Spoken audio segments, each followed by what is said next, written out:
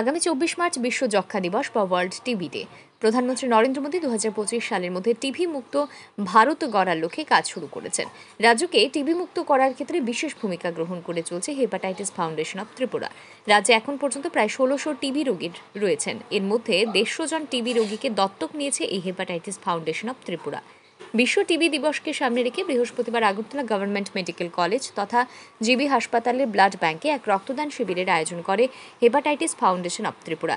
এই রক্তদান শিবিরে উপস্থিত ছিলেন জিবি হাসপাতালের medical super doctor Shankar Chakraborty, hepatitis foundation of ত্রিপুরার সভাপতি ডাক্তার প্রদীপ ভৌমিক সহ অন্যান্যরা।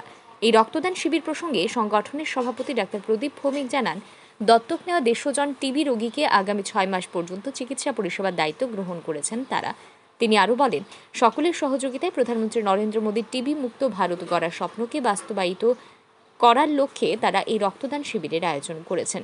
এদিন ডাক্তার প্রদীপ ভৌমিক আরও জানান, বিগত বছরগুলির মতো এবারও 1000 ইউনিট রক্ত ব্লাড ব্যাংকগুলিতে দান করবে হেপাটাইটিস ফাউন্ডেশন অফ ত্রিপুরা। আগামী 24 মার্চ বিশ্ব টিউবারকুলোসিস বা বিশ্ব যক্ষ্মা দিবস ওয়ার্ল্ড টিবি ডে, সেটা আমাদের সবার কাছে গুরুত্বপূর্ণ, বিশেষ করে সমস্ত ভারতীয়দের কাছে। কারণ এই সময়ে আমাদের দেশের সরকার, জাতীয় সরকার এবং আমাদের প্রধানমন্ত্রী শ্রী নরেন্দ্র মোদী ঘোষণা করেছেন যে 2025-এর মধ্যে টিবি মুক্ত ভারত তৈরি করবে।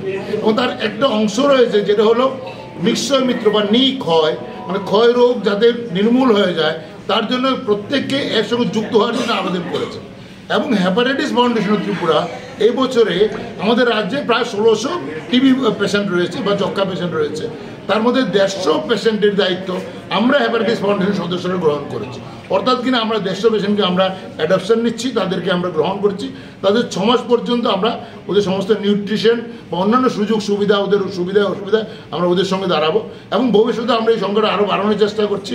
নিশ্চয়ই আমরা চাই সবাই এগিয়ে আসুক, কিন্তু দেশের প্রধানমন্ত্রী যে আহ্বানটা রেখেছেন সবার জন্য, আমরা চাই সেটা সারা ভারতবাসী সেটা গ্রহণ করুক। আমরা টিভি খুললে বা আমরা যদি যে কোনো মিডিয়া খুললে আমরা দেখি প্রধানমন্ত্রী সেই আহ্বানের সঙ্গে যুক্ত হয়ে টিবি মুক্ত ভারত করার একটা সংকল্প নিয়েই আমরা আজকে এটা অনেকটাই একটা নিয়ম মাফিক একটা ব্লাড ডোনেশন প্রোগ্রাম আমরা গ্রহণ করেছি। এদিন সংগঠনের সভাপতি ডাক্তার প্রদীপ ভৌমিক জানান, বছরে বর্তমান এই সময়ে হাসপাতালের ব্লাড ব্যাংকগুলিতে রক্তের স্বল্পতা দেখা দেয়। রক্তের এই স্বল্পতা দূরীকরণের লক্ষ্যকে সামনে রেখেও হেপাটাইটিস ফাউন্ডেশন অব ত্রিপুরা এই রক্তদান শিবিরের আয়োজন করেছে।